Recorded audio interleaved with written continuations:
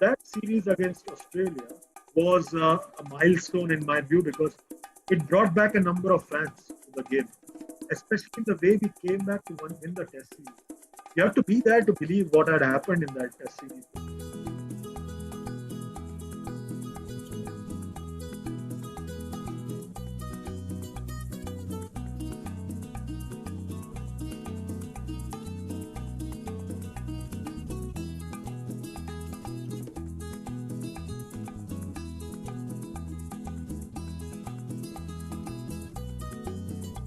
Welcome to yet another episode on this podcast where we talk cricket, we talk photographs, and we talk nostalgia with people who, among other things, love cricket.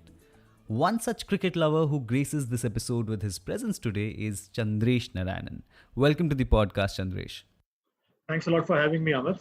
It's a privilege. Chandresh, you have been covering the game for more than 2 decades now, and you have done it for different mediums. There has been your stint with the Times of India in the 90s, then you were associated with Neo Sports, then you served as the content head for IPL for a while, and then you were associated with the ICC with the digital medium. So, first up, one question that I have for you as someone who has been associated with cricket through different mediums, how has the consumption of cricket changed over the years through these different mediums, and how do you look at it?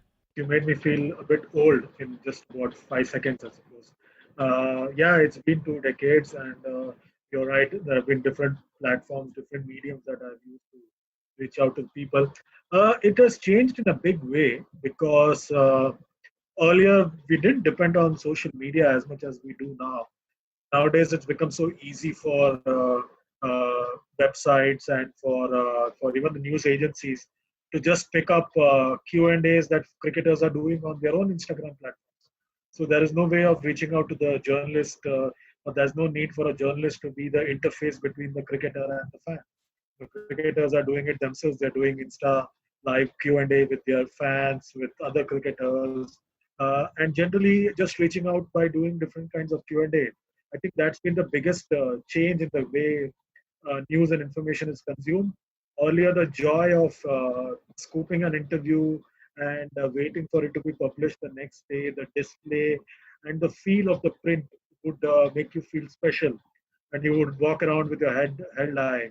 And that obviously changed over a period of time with television. And then the television brought in the concept of a quick Q&A, which was basically just a 5 minute Q&A, which uh, was basically say nothing interviews at times, and it was just a logging of the journalist's presence.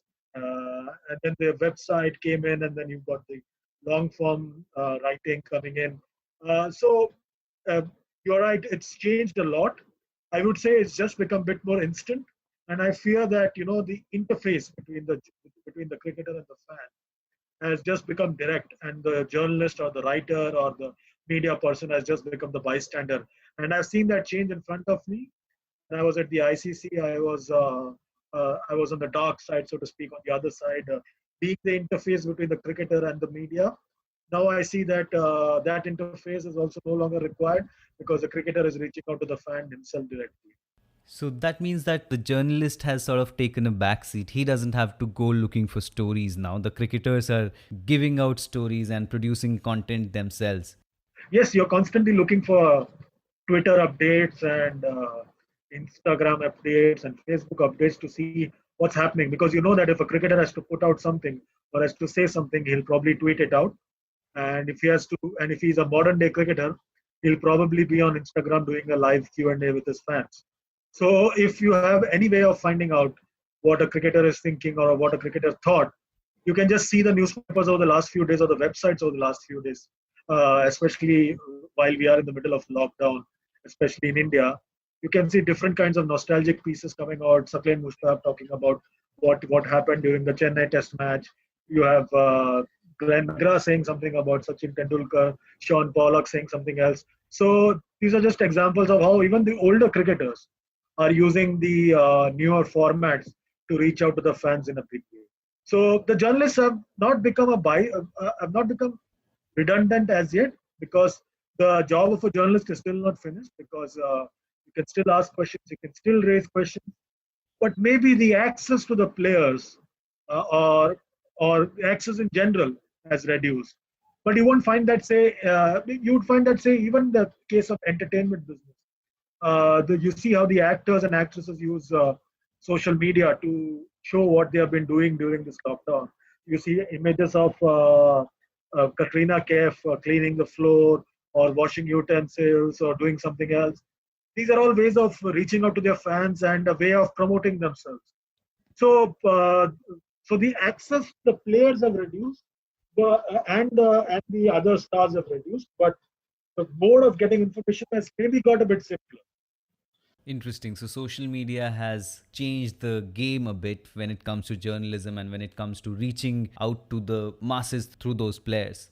So another question that I have is you wrote a biography on Sanjay Surya in last year, and it has been received brilliantly well, and congratulations on that book.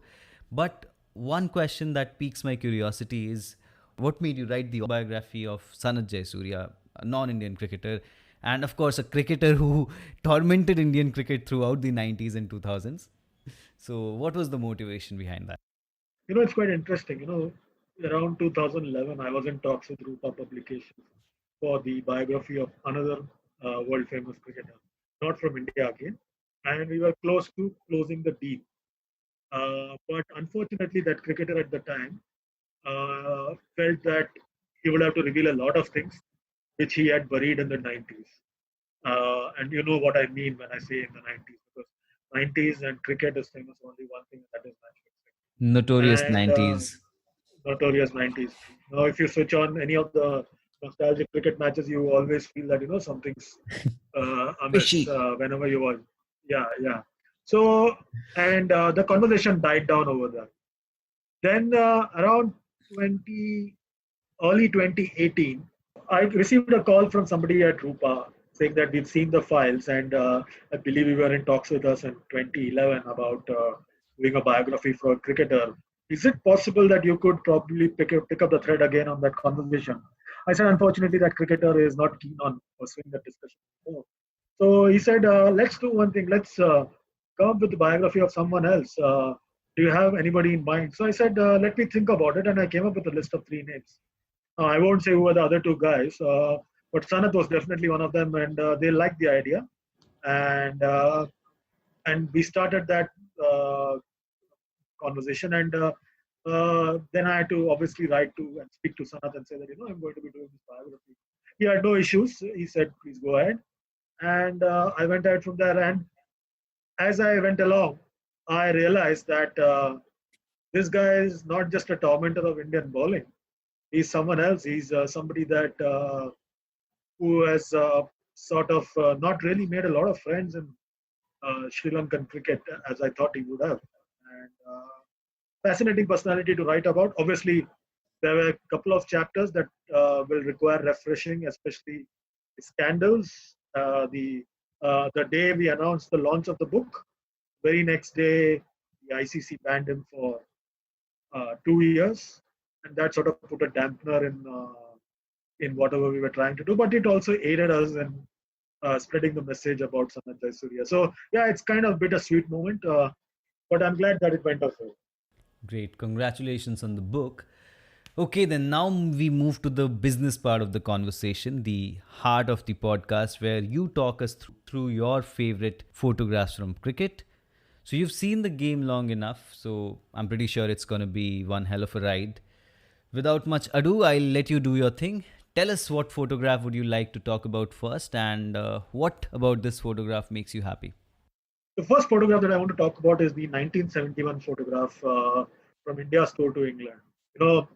India won the test match at Oval and then won the series for the first time ever in England. That was also a couple of months after India won a test series in West Indies for the first time ever. Unfortunately, we don't have any photographs of India's victory in West Indies, but the victory in England and the photograph of Ajit Wadekar and the Indian players on the balcony after the Oval Test win is a moment to cherish for everyone associated with Indian cricket.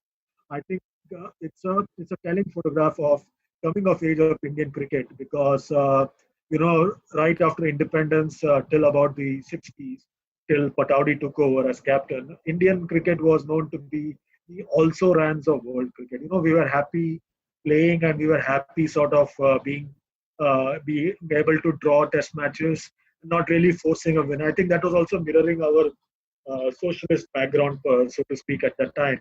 And, we had horror stories of India's tours to West Indies and England, where the pace bowling of West Hall and Fred Truman used to blow us away. To tide over all that and to win the Test series first in West Indies and then to win in England in 71 was a very, very big moment. And Indian cricket was on the top for about a couple of years after that because we really formed the nucleus which served India right through the 70s. And playing abroad was not really a problem for that era of cricketers. We never heard about India being very poor travelers when you went abroad in the 70s. That tag really came to us in the late 80s and the 90s. So the class of 71 really managed to break away the tag that India had. And unfortunately, we do not have many photographs from India's exploits, especially from that grand chase in Port of Spain in 1976, or the other matches that we played in West Indies or in New Zealand in that particular era. So I think that for that very reason alone, I picked this first photograph of 1971, a victory in England. Obviously, we had won a test series abroad under Pataudi in 67 in New Zealand. It was our first ever overseas test series win. But winning in West Indies, then in England, was a very, very special. The number of people who have talked about a photograph from this series as their pick, it just goes on to tell what a significant little moment this was in the history of Indian cricket. And as you said, that two big series wins in 1971 showed that we were not the pushovers anymore. We were not the also rans. And one reason I really like this photograph is that it has the oval gas holder in the frame. When one thinks about the oval, it's really difficult to not imagine the gas holder in the background. So this photo has that we have arrived kind of aura to it. We have conquered the oval.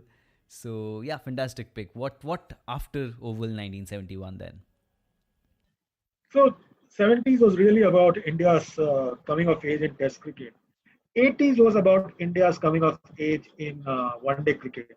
I know everybody will talk about 83 World Cup and the win over there and how it was a big moment. But call me anti-national, call me anything. I feel that the win in Australia in the 1995 World Championship of Cricket was probably a bigger and a better triumph than the one in 1983. Yes, I know it will be a very unpopular opinion that that how can you say that the 85 World Championship of Cricket win is bigger than the 83 World Cup win.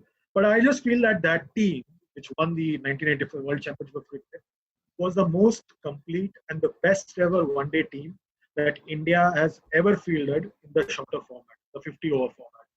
It was better than the 83 team, obviously, and it was also better than the team that won the 2011 World Cup and the 2013 Championship of Cricket. I think that 85 World Championship victory is important for a number of reasons because of the fact that we showed authority on the field, we played like world champions, and we didn't lose a single match in the tournament. And before that, you have only seen the West Indies play like that in the one-day format.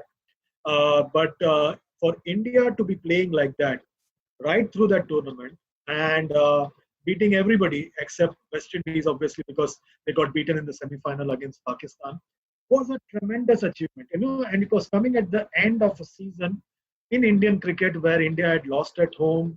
A lot of things had happened off the field with Indira Gandhi's assassination, riots in Delhi, and fight between Kapil Dev and Sunil Gavaskar.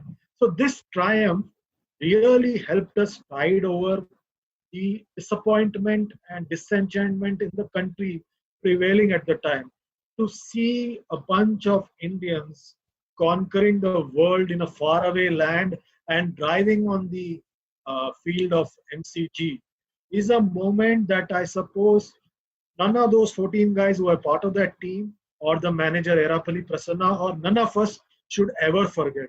Unfortunately, over a passage of time, that triumph has sort of got forgotten in the annals of history of Indian cricket.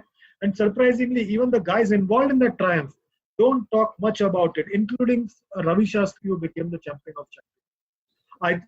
I really get annoyed when I see people calling the tournament by different names, World Series or Championship Trophy or any such thing.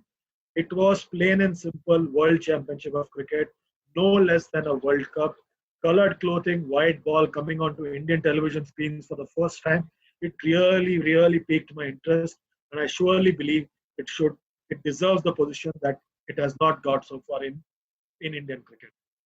Oh, that was a very strong defense of the Indian win there, but a very special win. And as you said, it was a big stage, a big tournament, and colored clothing and all. And, beating Pakistan in the finals to win the World Championship of Cricket.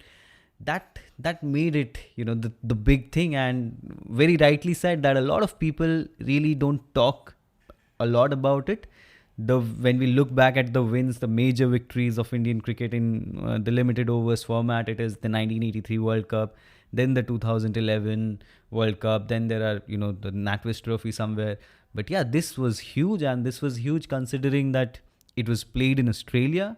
We played pretty much all the teams, and there was, as you rightly pointed out, that there was no moment of serendipity that took India over the line. I mean, if you look at the 1983 World Cup campaign, there was that worldwide innings of Kapil Dev of 175 that helped India to get over that tough phase, and after that India didn't look back. But in this tournament, from match 1 to the last match, India was a dominant force. Amit, just to add one more thing over here, you speak about there being no difficulty. We were in a bit of a spot of bother in the semi-finals where Azharuddin and Ravi Shastri were tied down in that chase against New Zealand. Again, it required a Kapil Dev special to pull us over and take us into the final. So while Kapil as a bowler really stood out in the tournament, his innings in the semi-final against New Zealand, when India was in a spot of bother and were really struggling with the asking rate, should never be forgotten because it really stood out in that tournament. Definitely. Now, photo number 3. Two major moments of Indian cricket's history done. What comes after 1985? After 1985, we are back in Australia, but this time for the 1992 World Cup. Around the 1992 World Cup, I was still in school, but what really took my interest was the fact that South Africa made a return to international cricket just a couple of months ago in India. You had a 3-match one-day series. I know that the kids of today will not find it a big deal, but for a kid who was growing up in the 80s and the early 90s, to find any kind of day-night cricket or colored clothing cricket used to be a moment to savor. So South Africa came to India. You saw a day-night match at Nehru Stadium with jogging, with the athletics track around it. So that sort of stood in my mind. And then when the action moved to Australia, so the team that came to the World Cup in '92 from South Africa was decidedly different from the team that came to India for that 3-match one-day series. This team that came to Australia for the World Cup was fitter, was a better fielding team than most of the sides in the tournament. The Australians were very good, New Zealanders were very good, Sri Lankans were very good, the fielding, but South Africa was at a different level altogether. And one man really stood out, and that was Jonty Rhodes. We had never seen fielding like that ever. We had obviously seen the likes of Azharuddin, and we had seen Eknath Solkar catching, and we had seen Tony Gray catching, but we had never seen somebody flinging himself so hard at the ball and throwing the ball and breaking the stumps and so on and so forth. So the photo number 3 that really stood out for me was the moment where Jonty Rhodes announced himself to the rest of the world by really flinging himself, running with the ball, flinging himself on the stumps and running out a very lazy Inzamam-ul Haq. That was the first look of the world at Inzamam-ul Haq because till then we had only heard Imran talk about him briefly and about how he's one of the best batsmen in the world at the time, and he said that he can be better than Sachin, and became a controversial opinion in the later years. But Inzamam being run out, and that the whole of the process of Jonty throwing himself at the stumps with the ball was something that no one had seen before that. We had never seen fielding of that quality, that ability ever. And that really added a new dimension to world cricket. And the South Africans really brought a new era in world cricket from that 92 World Cup. And again, the whole World Cup experience, the previous World Cups had been in whites with the red ball, but this World Cup was different. Channel 9 and the one world was scored in New Zealand had taken the coverage to a different level altogether. And the stump microphone and the entire surround sound at that World Cup was different. And Jonty Rhodes was just the garnishing in that World Cup with that moment when he just broke the stumps down. So for me, that is photo number 3 that stands out. What a photo. What a photo by V.V. Krishnan. And you talk about Jonty Rhodes, and what really stands out about that man and this photo is that this was not a flash in the pan moment. As in, we have had several brilliant fielders taking stunners, but, those are once in a career moment. But Jonty Rhodes kept on effecting such runouts. He kept on taking stunners throughout his career.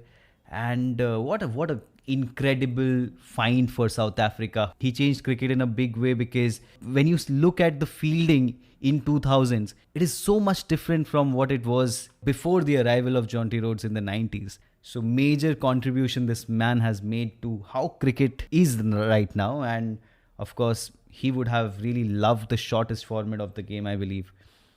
Photo number 4, what would that be?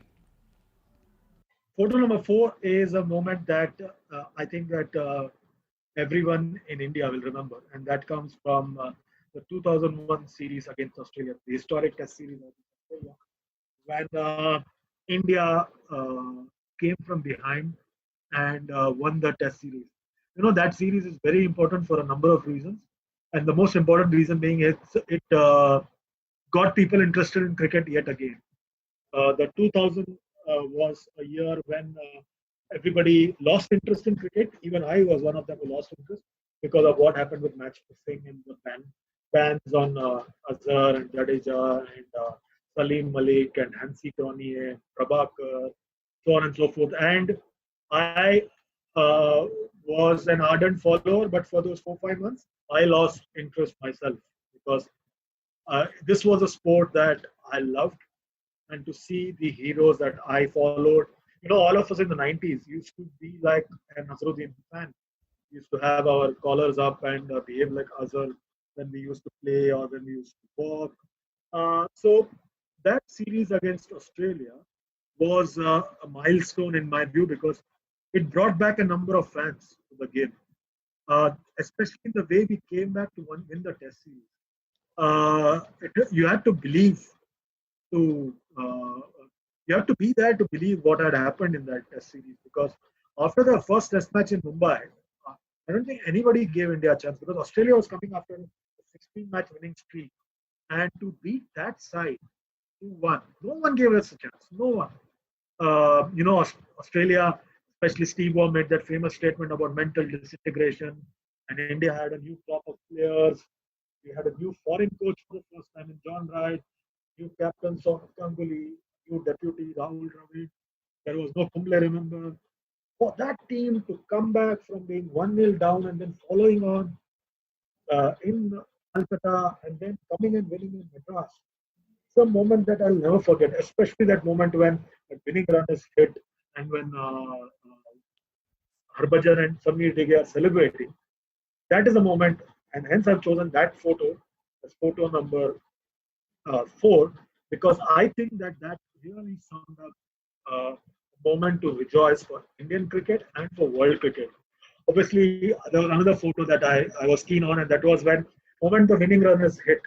You see a young captain, vice captain duo, Sourav Ganguly and Rahul Dravid, hugging each other. That meant a lot because at that time they were together, they were one, and they were keen to change the course of Indian cricket, which they did. First as captain, vice captain, and then as captain and a senior player. They brought in a foreign coach, they brought in a different culture. If you see a big support staff with the Indian team today, it's because of those two men. They brought in contracts with the players. They did a lot of things which became legacy for future Indian generations. And I think that moment sums up everything for me in Indian cricket, because if 71 was a renaissance for Indian cricket, this is the resurgence of Indian cricket from the lowly depths of matches. Beautiful. And, you look at the photograph, and in the background, you see all the crowds celebrating, and it's a color, it's a chaos of color out there. And it looks so, I mean, it must have been so beautiful to be out there experiencing that moment. And just the thought that it was possibly destiny, or whatever you call it, Harbhajan Singh being there at the end when the winning runs were hit. And this was entirely his series. The big runs of course came from Lakshman and Dravid and Sachin as well. But how did this man announce his arrival on this big stage with those 32 wickets? It's an incredible story and a very beautiful picture. And yeah, I mean, you see Glenn McGrath there. He looks so despondent and pride shattered. And then there is Sameer Dighe. We don't really talk much about him, but yeah, to think of it, this was the debut test of the guy. He was there till the end. 8 wickets had fallen down, and anyone could have given up, or say would have faced a lot of nerves, but he stayed put and took us over the line. So it's a glorious picture. It's a glorious moment. And just to add, you talk about Sameer Dighe. Sameer Dighe was all set to leave Madras and fly down to Bombay because he was brought in just as a standby for Nayan Mongia. Nayan Mongia was the chosen keeper for the series. He got hit on his nose in Calcutta in the second test match, and you had Rahul Dravid keeping for a pretty long time in that test match. It was really just moments before the toss that Nayan Mongia was told that he's not playing. To date, it remains the biggest mystery on why Nayan Mongia did not play that test match. And Nayan Mongia actually flew back on Sameer Dighe's ticket to Bombay. And Sameer Dighe stayed on and played the test match and made his debut. So no one has ever come on record to say what actually happened and why Nayan Mongia was left out and why Sameer Dighe played. It was just destiny, I suppose, because Nayan Mongia never played for India again in any format. Sameer Dighe played that series and played one more series, and you never heard about him after that. John Wright has mentioned about it in his book on his time as India coach. He also doesn't reveal the reason. Probably we'll never know the reason why Sameer Dighe played. Whatever it was, it helped India win the test series, test match, and create a moment forever. Exactly. So Sameer Dighe retains his place in history of Indian cricket because of that valuable knock that took India over the line. Okay, now the final picture. I am pretty sure this again has to be one page turning moment in Indian cricket history. So which one is that? Which picture are we going to talk about? So this picture is from India's test series triumph in Australia in 2018-19. Now, for people listening to this podcast, it may not mean much, but for me, for someone who grew up in the 80s and the 90s, this means a lot. And if Ravi Shastri says that it is bigger than the 85 World Championship of Cricket and 83 World Cup moment, I tend to agree with him. Even though at some level you could argue that, Australia did not have Steve Smith and David Warner in their ranks. But Indians didn't choose the 11 that they were playing on the field. It was the team that was chosen by Australia and played against India, and we won the series fair and square. We came close to winning the test series first in 77-78, again against a second string side, but we lost when that Packer circus was happening and they played a second string side. India lost that test series 3-2. In 85-86, it was a team that India had chosen, which was like a team full of giants. Kapil Dev, Gavaskar, Amarnath, Vengsarkar, Shastri, Shrikant, you name it, the who's who of Indian cricket went. We came close to winning the test match in Melbourne. It was a case of poor umpiring from the Australians, plus dogged batting by Alan Border, the captain, and number 11, uh, Dave Gilbert, that robbed India of a famous test match win. Indian cricket would have been a different state altogether if that test match had been won in 85 and India would have won a test series in Australia in 95. Again in 2003-4 we came close, but again their side was sort of second string because the major bowlers were playing one-off test matches, and Shane Warne, remember, was banned at that time because of being found to be tested positive for drugs in the 2003 World Cup. So again, we came close to winning, but we drew the series 1-all. It was only Steve Waugh in his final test match who saved. After all that, to come to Australia and win a test series for the first time ever, be on the stage and win the trophy and celebrate, I think that is certainly a moment to savor. In the last 5-6 years, we haven't had many moments to savor. Whatever you might say about the Indian cricket team, they may be a dominant force. They are a dominant force at home. Away from home, we haven't won anything major except this Test series, and we haven't won a major ICC trophy as well, the senior team. So I think that's the reason why I choose this photograph of the Indian team on the podium, winning the trophy and celebrating, because it really stands out for me.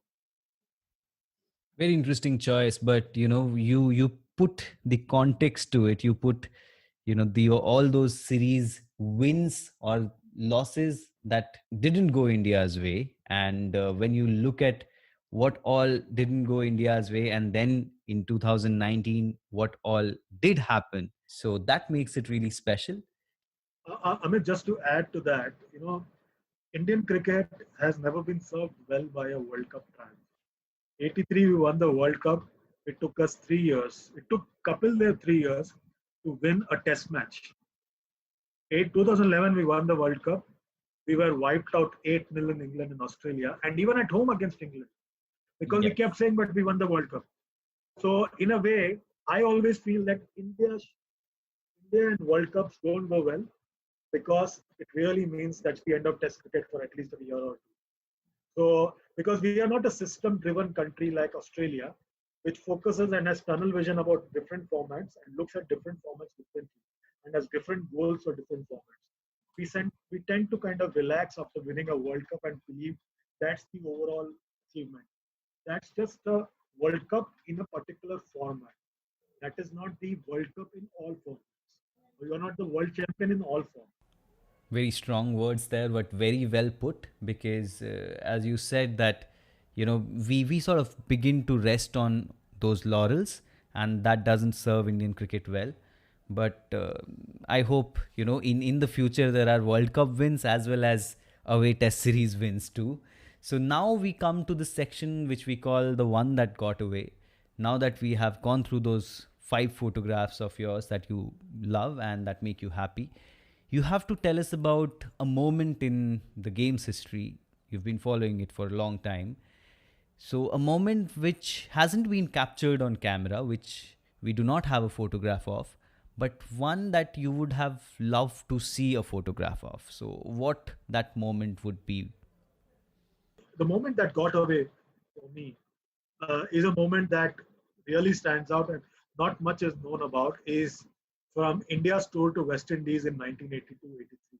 India had gone to West Indies under a new captain in Kapil Dev, after the Pakistan trip where Imran took about 41 wickets and really made mincemeat of India in that series and virtually practically ended Gundappa Vishwanath's international career and Sunil Gavaskar's captaincy for about a year.